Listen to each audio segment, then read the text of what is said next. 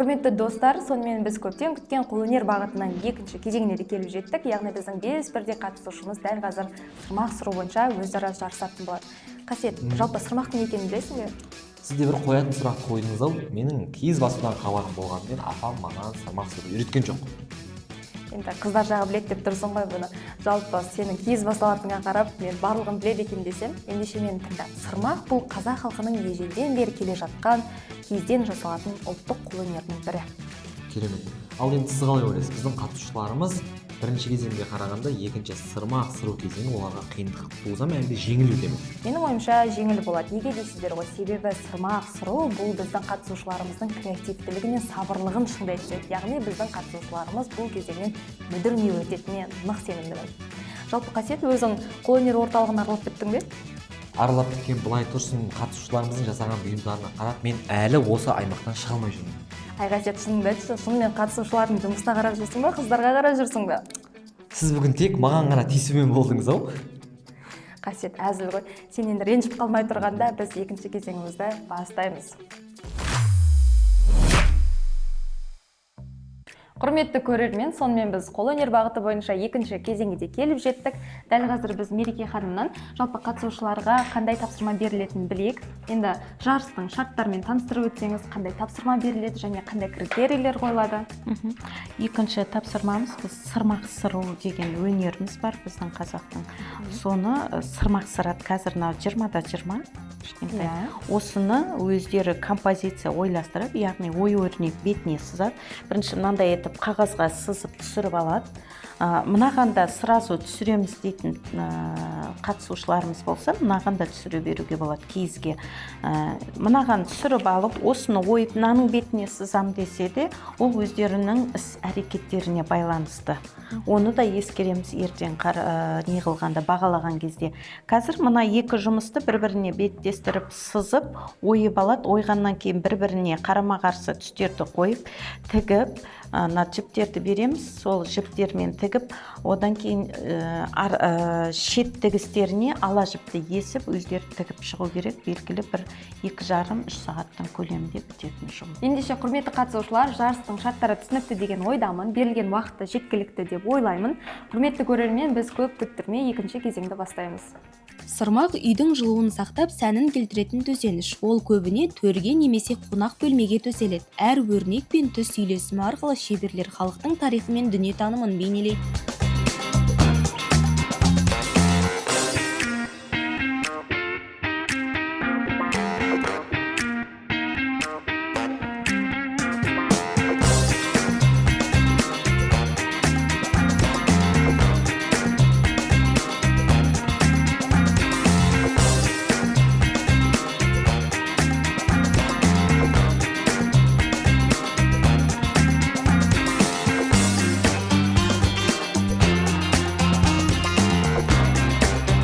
Құрметті достар, мен дәл қазір біздің қатысушыларымыздың ортасына келдім. Көріп отырғандарыңыздай жандарына отырып алдым. Енді қастарында отырып, мен де дәл осы процестің барысында жүргендей, отырғандай сезініп тұрмын. Жалпы бірінші жанымда Аружан және Сафура отыр, екеуінің пікірін білейік. Енді қазір жарыстың тапсырмасын орындап жатыр десе де. Аружан, жалпы біздің сізге қоятын сұрағымыз бар. Бұл сырмақты сіз бұрында жасап пе едіңіз, әлде алғашқы рет пе? Мысалы, сіз жаңа бірінші кезеңде сұрақта айттыңыз ғой, менің бұл алғашқы жарысым деп. Дәл сол секілді бұл сырмақта сіздің алғашқы жұмысыңыз ба? Жоқ. Мен бұны осы 3-ші курстан бастап істеп келе жатырмын. Мәселен. Демек сіз жаңа университетте сабақ оқимыз дедіңіз ғой. Сол кезде қандай тапсырмалар орындайсыздар? Гобелен тоқимыз, сырмақ тоқимыз, және киіз басамыз. Қалай ойлайсыз, жалпы сырмақ бұл андай үйге қойылатын сәндік бұйым ретінде қарастырсақ бола ма, әлде тағы да бір маңыздылығы бар ма? Иә, сәндік. Мәселен, үйдің түріне қоюға болады дейсіз ғой. Домбыра қалай тұрса, сырмақты да солай қоюға болады дейсіз. Жалпы мен байқап тұрмын да, бұл жерде оюды сіздер міндетті түрде бұлай кесіп аласыздар ма, әлде жіппен бұлай кестелеуге де болады ма? жіппен кестелеу кезінде ол уже тұмау болып кетеді. Сондықтан да бірінші кесіп аламыз, сосын да түйеміз. Жалпы қалай ойлайсыз, бұл екінші кезеңде берілген тапсырма қиын ба, әлде оңай ма? Менің ойымша оңай. Неліктен? Бірінші кезеңдегіден жақсы ма? Иә, бірінші кезеңде мысалы киіз басамыз, оның процесі көп, ал сырмақ тоқуда осылай тігеміз. Барынша сабырмен жауап беріп отырғаныңызға қарағанда бұл жолы сенімдісіз ғой, иә, бірінші кезеңдегіден. Тағы да басқа не айта аласыз бұл туралы? Қандай қауіпсіздік шараларын сақтау керек жалпы бұл сырмақты жасау кезінде? Ең бастысы қолыңызға кіріп кетпесе болды. Сонысында абайлап жасау керек. Жақсы, ендеше қолыңызға ине кіріп кетпей тұрып, мен келесі сұрақты Сафораға қояйын. Сафора, жалпы мен сұрағым келгені, бірінші кезеңде де сұрағым келіп еді қатты, екінші кезеңде сұрайын. Сіздің есіміңіздің мағынасын білсем болады ма? Өте ерекше есім екен. Мейірімді, ақкөңіл, таза деген мағынаны білдіреді. Саған атыңыз дәл қойылған екен сізге. Сафора, жалпы екінші кезең тапсырмасы қалай болып жатыр, қиын болып жатқан жоқ па? Жоқ, бәрі оңай. Бірінші тапсырмадан қарағанда екіншісі оңайырақ. Жалпы сырмақ жасау бойынша тәжірибеңіз бар ма? Бұрын соң жасағам, иә. Жарыстарға қатысқан кезде, не болмаса үйіңізде бір жасаған кезіңіз болды ма? Естеліктер болса бөлісіп өтсеңіз. Үйімде емес, практикада колледж істететін. Сол бойынша есте қалып кеткен. Қатысушылардың жұмысымен салыстырғанда сіздің процесіңіз қалай болып жатыр? Баяу, жылдам, қарқынды, қайсысы? Жылдам деп ойлаймын. Сенімдісіз ба? Аха. Енді тағы да бір қандай екінші кезеңде берілген тапсырманың артықшылығы бар екен? Сізге ұнап жатқан тұсы? Жаңағыдай көп жыбырлап өтпейміз, просто так отырып тіккен. Осы ыңғайлы дейсіз ғой? Аха, иә. Мысалы, бір жұмысты жасаған кезде адамның фокусы бөлінеді ғой. Қатты, мысалы, мен мына нәрсені істеп өзім ерекшеленгім келеді дейтін. Енді сіздің бұл екінші кезеңдегі жұмысыңызда қай тұсы көп сіздің жаңағы вниманиеңізді алады, былайша айтқанда? Ою деп ойлаймын. Неліктен? Ою ұнады. Сосын мен сұрайыншы, оюды жасайтын кезде сіз қалай сызып алдыңыз, қалай біркелкі қылып шығаруға болады? Жалпы сурет салудың өзі өнер. Бірінші мен параққа сызып, оны қырқып істедім. Негізі олай да істеме, просто мелмен үстіне сызып алып қырқса да болады. Енді мен жаңа бітіріп кеткен студентпін деп айтып жатсыз ғой. Сіздерде де бір дипломдық жұмыс деген болған шығар, иә? Ол жерде сіздер қандай тапсырма орындайсыздар? Мысалы, маған қызық. Қолөнер саласындағы студенттер қандай тапсырма орындайды екен жалпы? Біз киім тіккенбіз, сәукелесімен, полный образдағы нымшасымен көйлек тіккен болатынбыз. Керемет. Сіз қалай ойлайсыз? Сырмақ қазіргі таңда сұранысқа ие ма? Иә. Неліктен? Көп адам, білмеймін, ұнатады деп ойлаймын сырмақты. Бір маңыздылығы бар ма сіз үшін? Мысалы, сіздің үйіңізде сырмақтар бар ма? Өзіңіз жасаған? Жоқ. Неліктен? Білмеймін, бұндайларға қатты жақын емеспін. Егер де бұны үйіңізге беретін болса алып кетесіз ба? Иә, алып кетемін. Керемет, онда ендеше сізге сәттілік, сізге сәт.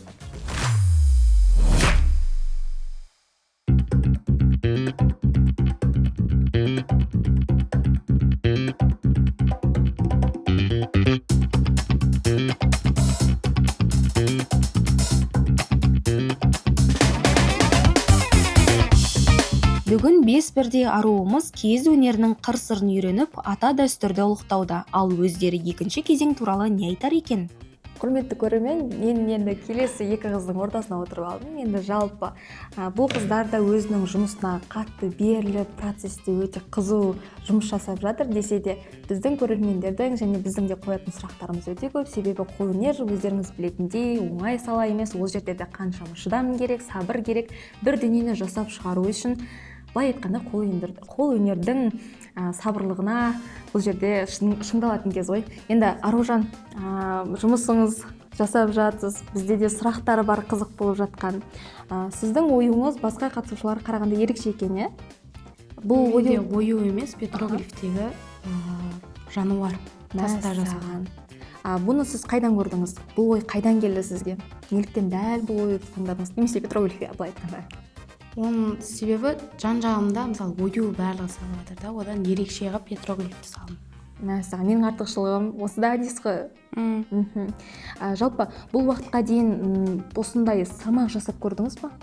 Иә, бізге даже үй жұмысына да сырмақ береді жасап келуге осындай.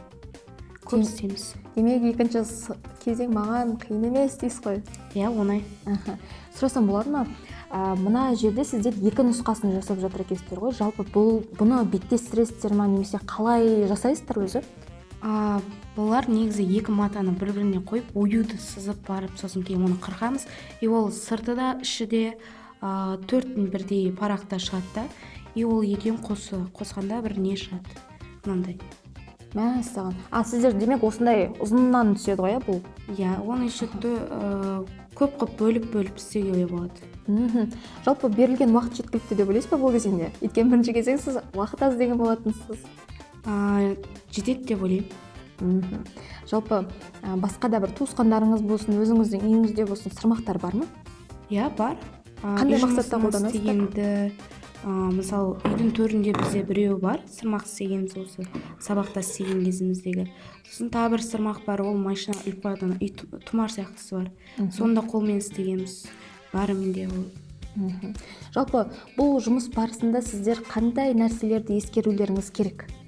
Оюдың таза ою өрнекпен неғылу. Сосын кейін қырққандағы қырқуы. Сосын қазіргі келесі істейтінімізге қарай ғой. Керемет. Жақсы ендеше Аружан, сізге іске сәт. Біз құрметті көрермен келесі кезекті Нұридаға береміз. Жалпы Нұриданың жұмысын көріп отырмын, өте ерекше екен. Жалпы Нұрида, маған қызық болып тұр. Сіз бірінші кезеңде тапсырмалар бойынша бір қызықты ақпараттарды айтып өттіңіз. Мен сұрамаған, яғни қандай материалдар керек болған. Ал енді екінші кезеңде қандай материалдарды қолданып жатсыздар? Екінші кезеңде де жүннен дайын тігіп жатырмыз. Қазір сырмақ, шікірім. Яғни бұларды чеңіктердің астына қоюға болады, немесе басқа жағынан қолдана беруге болады. Бұл жердегі 4 беттік оюдан шыққан, яғни екі бетінде асты үсті ретінде алуға болады. Ақ киізді қоңырға, қоңыр киізді аққа қойған кезде ерекше бір түс бір-біріне береді. Бұлардың шеттерін бірінші тігіп аламыз, одан кейін осындай жүннен иірілген жіптер бар, тоқыма жіп деп аталынады. Осыларды өзіміз қолмен иіріп, бетіне әсемдік ретінде тігіп шығамыз. Бұлар иірілу арқылы ерекше әдемілік береді, және де біздің бірінші тіккен тігісімізді жасырып кетеді. Яғни бұл жерде бірінші тіккен тігіс қазір көрінбей қалады. Яғни сол кезде әдемірек шығады. Неғұрлым жұмыстың қиындығы болса, соғұрлым әдемірек шыға береді. Сол үшін жұмысты жасау барысында шаршамау керек, және тынбау керек. Сол кезде жұмыс әдемірек шығады. Саған керемет. Жалпы жұмысыңызды былай көрсетсем болады ма камераға? Бізде Нұриданың жасаған жұмысы осы. Қарап отырсаңыздар, өте ұқыпты жасалған, және де тігісті бірден бітіргенсіздер, қателеспесем. Менің байқағаным бойынша, мына сіз айтып отқан жіпті барлығы қолданады ма, сіз ғана ма? Өздерінің ұнаған түстерін осылай иіріп жасай береді. Негізі барлығы қолдануға болады. Болмаса осылай дайын иірілген жіптерден де жасауға болады. Осы жердегі біз бар түстерді пайдаланамыз қазір. Сол арқылы біз ерекше формат дүниеге алып келінеді. Неліктен дәл бұл түсті таңдадыңыз? Ұйқасымы жағынан ба түстердің? Иә, түстер үйлесімділігін айта өтсем, мысалы қанық қоңыр мен ақ киіз ортада, және де бетіне ашықтау қоңырды қойған кезде ерекшелік, әдемілік, сол кезде ою іште қалмайды, 3D форматта сыртқа шығып тұрған сияқты көрінеді. Жалпы енді басқа қатысушылардың жұмысын көріп отырсыз ғой. Сіздің жұмысыңыздың ерекшелігі неде болады басқалардан? Барлығымыздың жұмысымыз бір. Айта алмаймын менің жұмысым ерекше деп. Менің артықшылығым бірінші біткенімде деп ойлаймын. Әрине, былаймыз олай болсын. Десе де барлық қатысушыларға сәттілік тілейміз. Енді тағы да басқа не айта аласыз? Жалпы қандай қауіпсіздік шараларын сақтауларыңыз керек сіздер сырмақ жасау барысында? Жалпы жұмыс жасау барысында ине өте қауіпті болып келеді.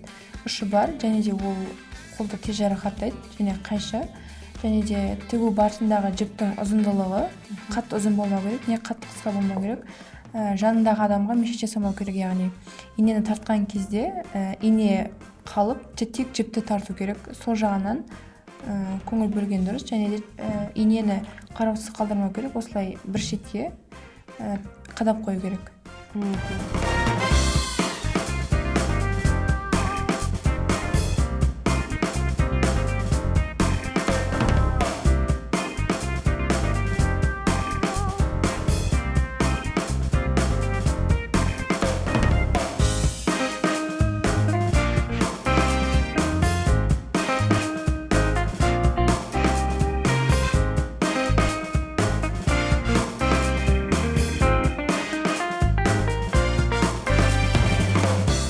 Сайыс барысында қатысушылар шағын сырмақ дайындады. Әр туындыда ұлттық ою-өрнек пен түстердің үйлесімі сақталып, қол еңбегінің жылуы сезілді.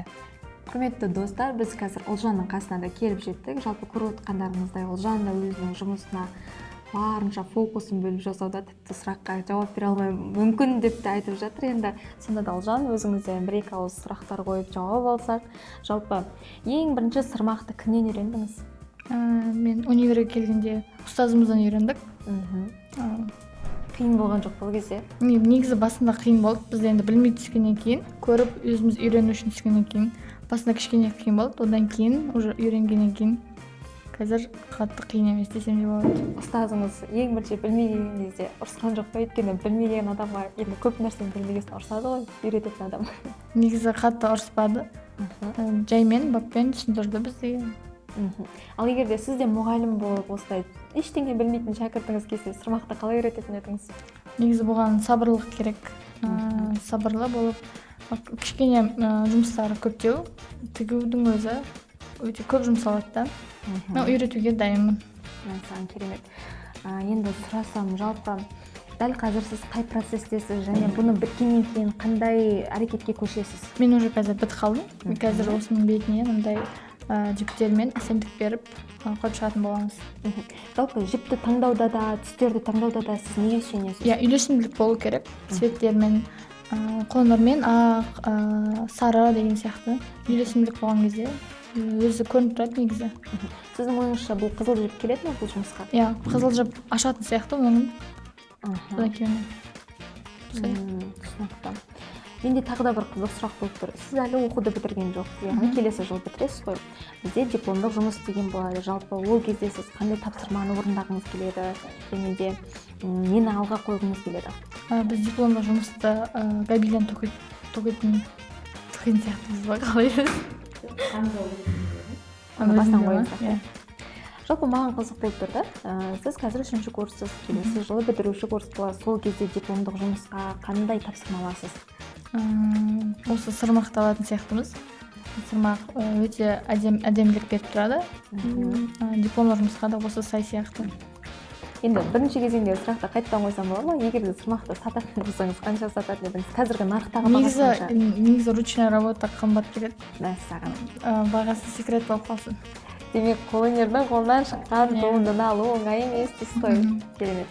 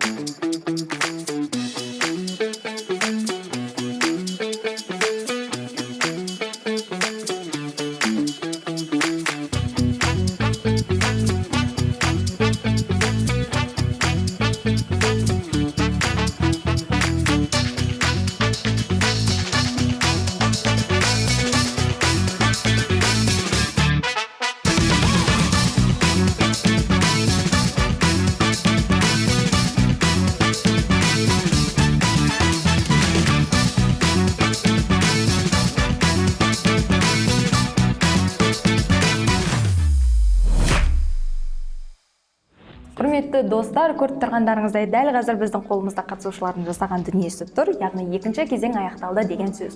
Жалпы білесіздер ме, ЮНЕСКО-ның дерегіне сүйенетін болсақ, сырмақ сыру материалдық емес мәдени мұра тізіміне енген екен. Жалпы Қасет, біздің қатысушыларымыздың жасаған дүниесіне қалай баға берер едің? Иә, осыған дейін сырмақ сырудан мүлде хабарым болмаса да, мен қазір қатысушыларымыздың жасаған бұйымына қарап, өте жақсы деген баға берер едім. Тіпті барлық қатысушыға мен жеңімпаз деген атақты беріп тастар едім. Ай Қасет, қызықпастығың дәл қоймағансың ау, десе де әр саланың өзінің маманы бар. Бағалауды біз Әділғазы алқаларына тапсырайық. Енді жарыс барысында өзім жүргеннен кейін қатысушылармен бірге осы сырмақты жасағандай болдым. Тіпті білмейтін тың деректерді де естідім десем артық айтқандық болмас. Яғни сіз осы жарыс біткеннен кейін киіз өңдеу кәсібін де меңгеріп аламын дегіңіз келіп тұр ғой. Қайдам, сөзімнің басында айтып өткендей, қолөнер саласын білмейтін жастардың бірі менмін егер шынымды айтатын болсам. Оны қойшы Қасет, жалпы егер де осы нәрсені саған беретін болса, қайда қолданатын едің? Мен бұл затты қазір сатып алатын болсам, егер де үйдегі ең әуелі қолданыстағы затқа енгізер едім. Мысалы, қарапайым күнделікті шәйнектің астына қоятын зат ретінде. Себебі неге дейсіз ғой? Өйткені бұл зат ең әуелі пайдалы киіз. Біріншіден ыстықты өткізбейді, екіншіден қолды күйдірмейді. Және де бұл күнделікті қолданыста болғандықтан адамдардың күнде көріп тұрған заты болғасын санаға еніп, қолданысқа еніп кетуі де ықтимал. Бес саусақ бірдей емес деген осы ғой. Егер де маған мүмкіндік берілсе, сувенир ретінде қойып қоятын едім. Өйткені күніге көріп тамашалап жүрсең, керемет әсерге бөлінесің. Ендеше Қасет, біз көп созбайық, себебі осындай тамаша дүниелерді әлі де алда көруіміз керек. Сол себепті біз екінші кезеңді аяқтаймыз.